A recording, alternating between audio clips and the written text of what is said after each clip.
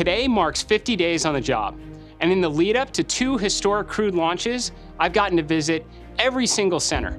At each of these stops, I was able to speak with you, the most talented workforce our nation has to offer. I heard where the roadblocks are and what challenges you face, and now I'm taking what I'm learning and putting it into action.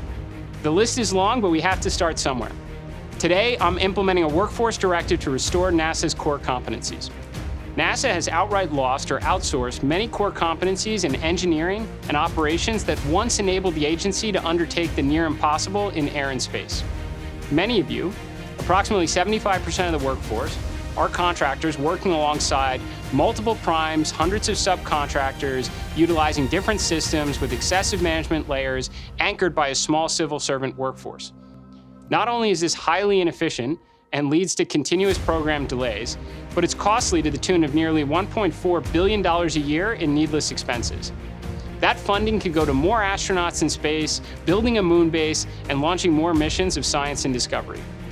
We are tearing down artificial civil servant hiring ceilings and bringing the teams we need back to NASA to execute on President Trump's vision. First, rebuilding internal talent.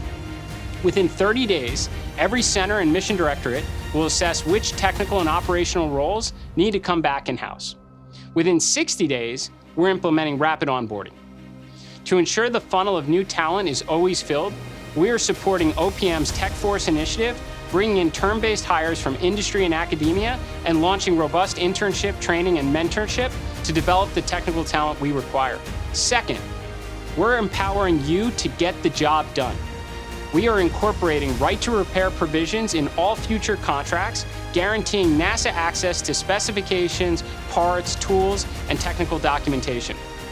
We're eliminating restrictive clauses that prevent us from doing our own work and addressing intellectual property barriers that have tied our hands.